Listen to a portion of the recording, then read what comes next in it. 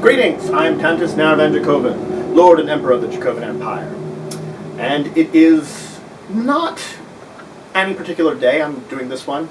I wanted to start, because I'm going to be talking about some tabletop role-playing games, in particular, 5th edition Dungeons & Dragons, and Pathfinder. I wanted to talk about role-playing games in general. Now, some of you might be familiar with role-playing games, but maybe the video game versions of them. In the video game versions, you come up with two types. Ones that you have a character you're given, you learn about that character. Others that you build your character. The building would be similar to Fallout or Skyrim. You probably have at least heard of these. So, a tabletop role-playing game is that type. You build your own character, you play it in the game, you play the game. Now, there's a lot of things you need to play. If they seem difficult, they really aren't. The first thing you need to have is a gaming group. A group of friends you're going to play with. Because this is a game you don't play by yourself. Video game role-playing games, you often, unless it's an MMO, you're going to play it by yourself. MMOs are the exception. But usually they're so massive, they're like on the opposite end of the spectrum. This is, you have a group of 5 or more friends, sometimes less, but usually you want to go for 5. It's the basic number of friends that you play together with. Now, one of your friends, it might be you, takes the role of Game Master. The Game Master is the person in charge of the game. They function as the computer in this case, or the game. They play all the other characters, they explain what goes on, they tell you what your actions do to affect the world. That's the Game Master's job. So now that you have your Game Master, and you have your players, you're a big step along the way. You have some friends you're going to play with. Next thing you have to do is find out from your Game Master a bit about what he's going to run. There are multiple types of role-playing systems.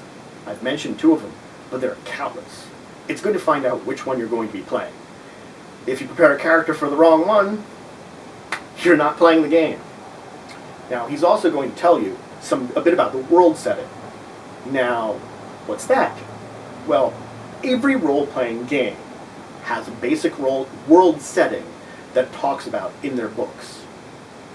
It can be the fantasy world you're in, similar to Middle-earth from the Lord of the Rings and Hobbit movies. That's a world setting. That's an example of one. Movies, sci-fi, fantasy ones, they do that. They make world settings. The games have them too. So whatever type of game you're playing, it's going to have a world setting. Now a Game Master can use that world setting, or if he's innovative, he can make up his own. That's perfectly allowed in the rules. So find out which it is. If it's one that's already established, learn a little bit about it, because for the character you're going to make, you want to be able to place it in that world. So, now you make your character. All gaming systems have their own rules for making up characters, but there is some basics you're going to have to know. Of course, you're going to have a name. Many have a race. In fantasy settings, that would be like elf, dwarf, human, but there are other types of sort of systems that have different ways of doing it. Sometimes the system says, you're all human. Sometimes it says something differently. It's good to look into it, because that's one of the major things. Followed by that is, of course, the class or archetype. Now, there's a big difference between these two, but they still sort of fill the same role. They both tell you sort of what your job is in the world. Now I'll start with archetype. Archetype means I've chosen this archetype, of course. Archetypes are examples. They aren't rules. They tell you, if I want to be this archetype, I need these abilities. I need this sort of things. Then I fill this role. A class does similar. The class grants you abilities by being that class. So a game with a class, that class will give you abilities. A game with an archetype means it's up to you to choose those abilities. So it's like, both have their merit, Unfortunately, I have to say, like, ones with archetypes, it's actually a little harder for you as a player because you have to make a lot more choices. And choices can be overwhelming in some of these games.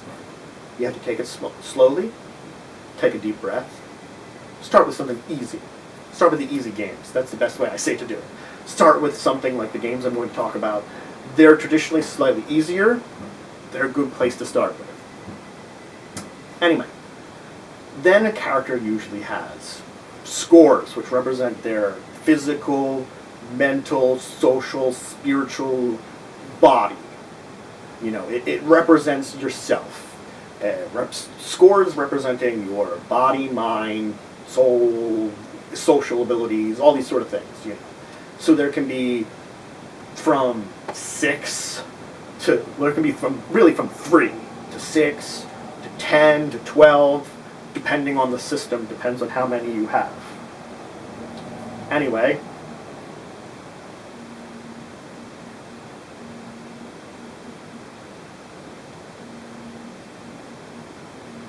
so you're going to choose these numbers associated with these, and each system has their own way of choosing numbers and how these, what they mean, the systems will tell you. There's usually then some sorts of skills and abilities which match with either your class or your archetype, or you just have choices on what you want to choose, and you build your character out.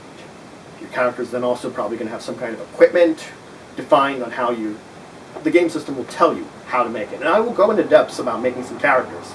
That's going to help you out. Figure this all out. I'll go over Pathfinder and Dungeons & Dragons, so you know how to make characters in them, and you don't have to worry so much about it. And then maybe you can try some of the other systems on your own, just for fun. So now you have a character. That's where the world setting comes in. You might want a backstory. Backstory is a good way to get into the mindset of the character you're going to play. Because just because I made this, does he act like me? Or does this person act completely different than me? How does this person act? What's this character's history? It's good questions to do, and it gets you into the mindset, because that's what it is. You're playing a role playing. All right. Now you're going to assemble the tools you need to play. Tools you need to play, of course, is your character sheet. I recommend printing it out. As fun as it to have it on a tablet or a computer, there is times which you need to erase things or edit things, and it's a lot easier to have a piece of paper with some pencil marks on it in front of you. There are going to be places online you can find copies of character sheets for free you can print out. You're going to need a pencil, of course. Characters have ways of taking health damage and healing and such that you're going to make note of that. Things are going to injure you, you're going to heal from those injuries, or maybe you're going to get something that you want to make note of on your character sheet, like, oh, in a fantasy setting, I find a pile of gold. I want to make note of that. I'm not just going to remember it, I'll forget about it. Then you're going to need dice. Now, each game system will define what kind of dice you need. Sometimes it's multiple dice. Sometimes it's just one kind of dice. Excuse me. Now, each system has a primary dice you're going to need. The two systems I've talked about before, which I'm going to, as I said, I'm going to explain later, they're both D20 systems, meaning 20-sided dice systems. Meaning that the primary dice you're going to use is the D20. Now, granted, those systems use the gambit of dice, which are, I should explain the gambit of dice, D4, D6, D8, D10, D12, D20. A set of dice, when bought, will have one of each of those, except for the only exception being D10, because it'll give you a double number D10. The point of that one is, if you roll a double number D10, the normal D10, you can do from 1 to 100. It comes up. Percentile would be. It's a percentile dice. That will come up to. So, okay. Now we know the type of dice we need.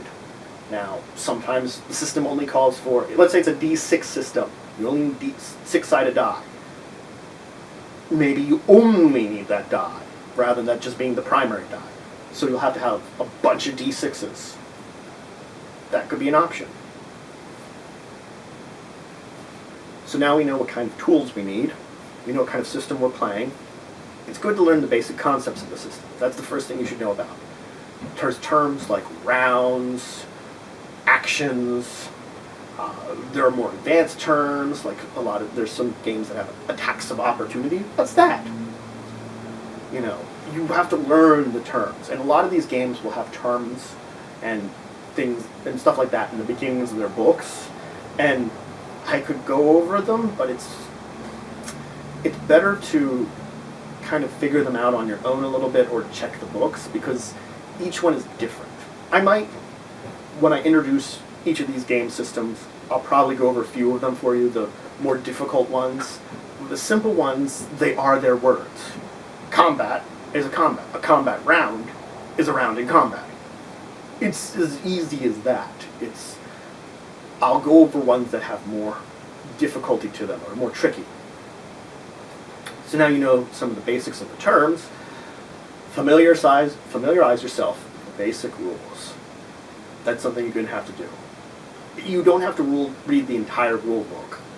And oftentimes the player's books that you would get, or you either get a physical copy of or a PDF of, have some rules in them. I would suggest reading through some of it. Read through the sections that you think, rather than, let's say it this way, make your character, talk to your game master ahead of time. He's going to tell you, he or she is going to tell you what kind of rules you need to know about. What kind of rules in the combat section. If you're in a fantasy section and maybe you're a wizard, what kind of rules in the spellcasting section. Now you don't have to know all of them. Maybe learn a few of them, and you can advance yourself later on. The best way is to do a little bit of reading. Now again, I'm going to talk about some of these rules here that'll help you out. That might make do. Listening to me. It might. It might be enough for you to know the rules you need to know to play. But know about where the rules are. Sometimes there's also online resources. The truth is, knowing all the rules is not going to prevent problems from coming up. With how the games are built, things come up that are weird combinations that are like, how's that work together? And they don't talk about it ever. And you have to look it up. Or Google it. Google is a great resource for figuring out if people have talked about this problem, which most likely someone somewhere has talked with other people about this problem. So now you know the rules. Now you're ready to play. You have your character, you have your tools, you have your friends. Now the only thing to do is choose a time. This is going to take a while. Role-playing games and the stories that they tell, even the shortest ones, usually take a couple hours. They could take, though, more than that. The shortest adventures you could go on as a character would maybe take 3 or 4 hours. Those are the shortest ones that are produced by companies. And usually that also depends on how your characters work in the world. I mean, you guys could get distracted by something and go off somewhere else entirely from the storyline, and it could take you much longer. So find a time where you have at least a few hours to play, and a place. A good place makes all the difference. You're going to want a table, you're going to want everybody around some kind of table, and you're going to want all of you to be together. When you sort of spread out a little bit, you know, not to say that it's a little less personal, and you can sometimes get distrustful of people. Dice are a sort of luck-based thing. You don't know what you're going to roll.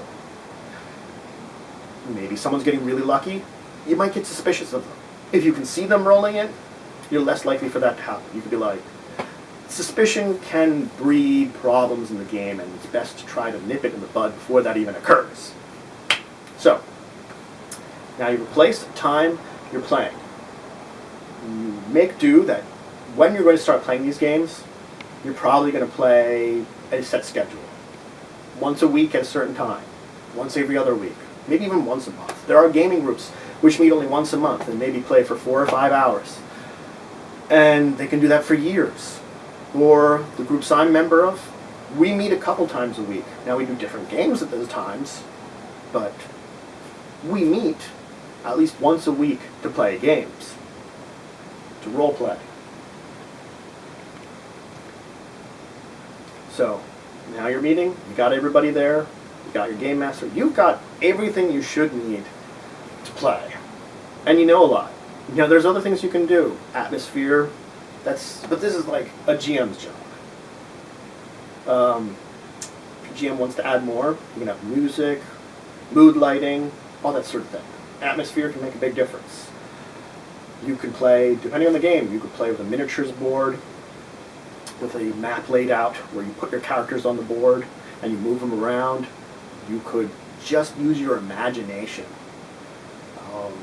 It all depends on the style of your game master and what he wants to manage.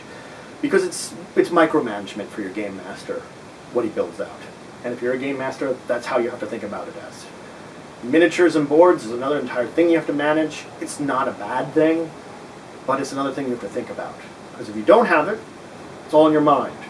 And you know, sometimes your mind doesn't match your players' minds. You have to be careful of that one at least. You have to have a good spatial sort of awareness then without a board. A little bit of one. Anyway, I think that's enough for today. We've gone over the basic concepts of a role-playing game and how to sort of play them.